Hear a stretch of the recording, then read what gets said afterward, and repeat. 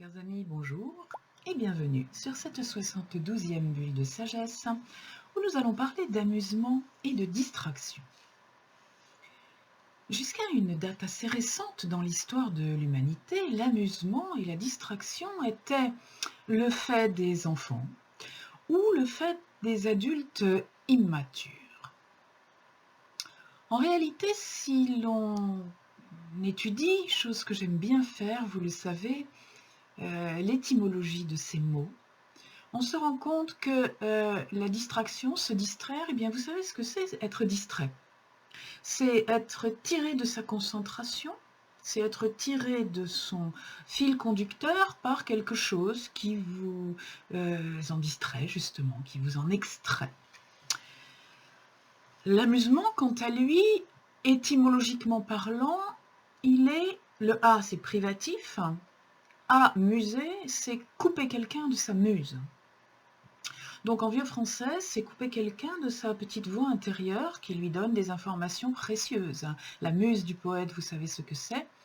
Et on pourrait dire que de nos jours, s'amuser, eh bien, c'est se couper de cette petite voix intérieure, la petite voix de votre être essentiel, la petite voix de votre intuition, la petite voix de votre partie divine, peut-être, pour ceux qui acceptent cela.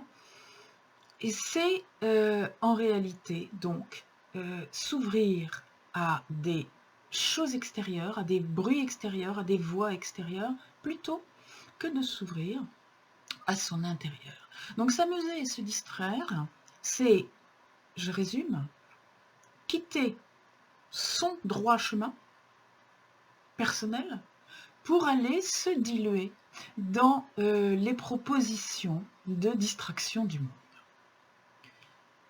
Et effectivement, pendant fort longtemps, c'était réservé aux enfants. Les enfants n'étaient pas sérieux, c'était normal, hein. Ils avaient besoin de s'amuser, ils avaient besoin de se défouler. Les adultes, non. Les adultes, pendant très longtemps, jusqu'à une date très récente, dans le courant du XXe siècle, les adultes étaient des gens qui faisaient ce qu'ils avaient à faire et ils trouvaient non seulement leur bonheur, c'est-à-dire leur chemin de vie, mais souvent aussi le plaisir. Souvent, ils exerçaient un métier qu'ils avaient choisi d'apprendre, en tout cas jusqu'au début de l'ère industrielle, c'était comme ça. Les gens étaient attirés par un métier qui était peut-être un métier de la famille, mais ils n'étaient sans doute pas arrivés dans cette famille pour rien, et ils exerçaient ce métier, et ils l'exerçaient pour la plupart d'entre eux avec beaucoup d'amour, et avec beaucoup de bonheur. Ils se sentaient bien, ils étaient épanouis dans leur métier. Alors de nos jours, ce qui a changé, c'est que les gens ont un besoin extraordinaire de s'amuser et de se distraire. Eh bien oui, parce qu'ils, la plupart du temps, ils ne font pas quelque chose qu'ils aiment. La plupart du temps, ils ne font pas quelque chose qui les épanouit, puisque beaucoup des occupations à l'heure actuelle sont des occupations purement mentales. La plupart d'entre elles, d'ailleurs, concernent des activités qui sont quasiment virtuelles. De moins en moins de gens travaillent de leurs mains. De moins en moins de gens produisent quelque chose. De moins en moins de gens, même parmi ceux qui produisent, voient le résultat de leur travail. C'est-à-dire que celui qui commence quelque chose avec le fait de la section comme ça des chaînes, il y en a un qui fait un petit bout de ceci, un petit bout de cela, et celui qui a commencé, qui a fait le premier geste, eh bien, ne voit jamais les choses finies. Ou en tout cas, ne voit pas tous les intermédiaires. Ce qui n'était pas le cas des artisans auparavant. Auparavant, un artisan, il prenait les choses au début dans la matière première et il amenait les choses jusqu'au produit fini et quelquefois il le vendait lui-même. Donc il avait toute une vie commune avec son produit, avec ce qu'il produisait. Et, euh, et il y avait un respect de son travail, il y avait un amour de son travail. Et ce qu'il faisait lui apportait une satisfaction. Il était content quand il avait réussi à faire quelque chose de bien. Le paysan qui ensemençait son champ amoureusement, le bon jour, en tenant compte de la lune, de la météo, etc. Quand il avait une belle récolte de grains, il était content. Le menuisier qui fabriquait des charpentes à la main ou qui fabriquait des huisseries, etc. Quand il avait fait une belle charpente et qu'il passait le relais au couvreur, il était heureux de son travail, il était fier de son travail. Et ça lui apportait une nourriture extraordinaire pour l'estime de lui-même. C'était peut-être un homme qui n'avait aucune instruction, mais cet homme, il était fier de ce qu'il était capable de faire avec ses mains. Il était fier de son travail, il savait que son travail était bien fait. Et ça le nourrissait. Il se savait compétent. Et c'était le cas pour la plupart des gens dans la plupart des domaines. Même des gens qui n'avaient pas de spécialité, je dirais. Il y a eu pendant très longtemps, dans les siècles passés, des gens qui étaient des journaliers, c'est-à-dire des gens qui louaient leurs services pour aller faire ce qu'on leur demandait de faire dans les fermes ou ailleurs. Mais ces gens-là, ils le faisaient bien. Et le soir, quand ils s'asseyaient à la soupe de la table familiale à laquelle ils avaient contribué, ils étaient fiers de leur travail. Quand on les remerciait de leur travail, quand on les payait pour leur travail, qu'on les nourrissait pour leur travail, quelque chose en eux nourrissait leur humanité. Ce qui est perdu de nos jours, avec cette extraordinaire modification de la société et cette intervention extrêmement vicieuse de l'argent virtuel, ce qui est perdu, c'est la considération pour l'homme. On ne considère plus l'homme. On ne reconnaît plus sa compétence, sa qualité dans son travail. On reconnaît sa rentabilité, ce qui n'est pas pareil. Donc la plupart des gens, même lorsqu'ils ont un bon travail, comme on dit, la plupart des gens ne se sentent pas reconnus dans ce qu'ils font. Ils ont une mauvaise estime d'eux-mêmes. Nous le savons, les coachs et les thérapeutes savent très bien que le manque de confiance en soi, le manque d'estime de soi est un sujet de consultation important qui conduit les gens à la dépression, qui conduit les gens quelquefois au suicide, qui fait que les gens ne s'aiment pas, ne s'apprécient pas, se dévalorisent, parce qu'ils ne reçoivent pas cette forme de nourriture importante pour l'humanité qu'était la reconnaissance de ce qu'on était capable de faire, de ce qu'on était, de ses compétences, de ses qualités. Et donc, ces gens n'ont pas un bon lien avec eux-mêmes. On peut dire que dans la société actuelle, la majorité des gens ne s'aiment pas et ne s'acceptent pas tels qu'ils sont. Ils essayent de se transformer à coup de transformation extérieure, coiffure excentrique, vêtements bizarres, tatouages partout.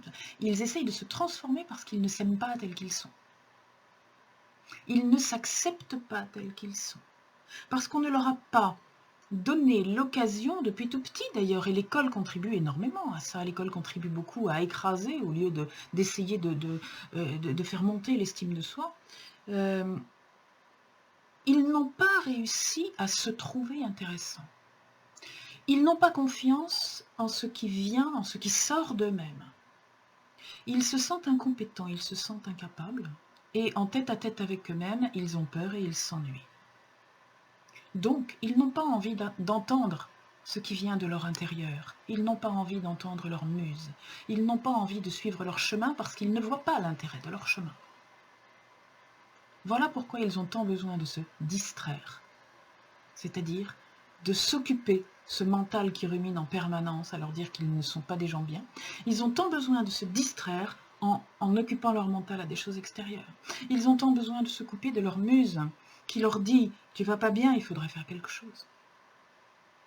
Amusement et distraction sont les manières, sont des façons d'occuper les gens. C'est une sorte d'opium du peuple. Marx disait de la religion qu'elle était l'opium du peuple, mais en réalité, maintenant, toutes ces distractions, c'est l'opium du peuple. C'est une façon de couper complètement l'accès à sa conscience intérieure, à sa conscience vraie. C'est une façon d'entretenir la possibilité de rester un robot.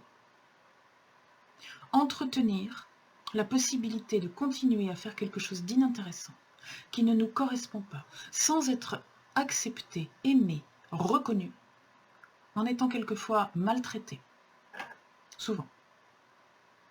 Mais ça, on peut continuer à le faire parce qu'on a une drogue qui, quand elle n'est pas un produit stupéfiant, est une drogue extérieure, amusement, télévision, jeux, restauration rapide. Le restaurant n'est plus un moyen d'aller se restaurer, il est un moyen d'aller s'empiffrer avec quelques copains pour se changer les idées. Se changer les idées, surtout. Surtout ne pas avoir d'idées sur ce que l'on peut être soi-même. Bon.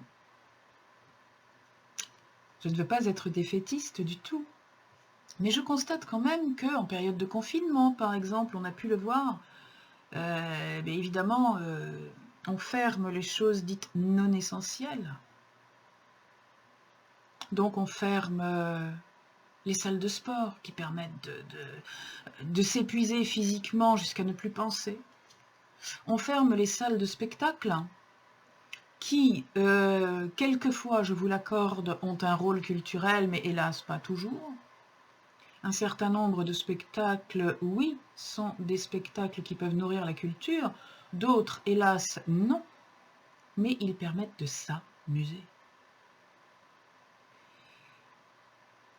Et quand on ferme aux gens la possibilité de s'amuser, ou quand on enferme les gens chez eux en leur coupant la possibilité d'aller se distraire à l'extérieur, eh bien, on assiste, comme on l'a vu pendant les confinements, on assiste à une montée énorme des pathologies psychiatriques.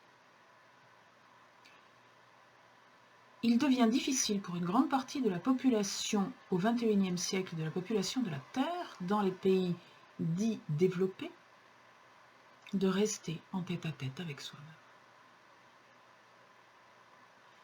C'est une remarque que j'avais envie de vous livrer. Est-il normal, ou tout au moins est-il naturel, qu'un être humain ne supporte pas d'être en tête-à-tête avec lui-même? Qu'est-ce que ça veut dire? Est-ce qu'il n'y a pas quelque chose à faire quand on en est à ce stade? Peut-être y a-t-il besoin de se retrouver ou de se trouver.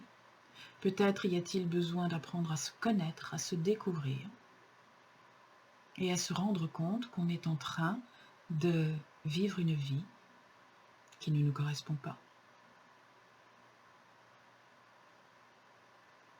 Je livre ce sujet à votre réflexion et je vous souhaite bonne continuation jusqu'à notre prochaine rencontre sur la prochaine bulle de sagesse.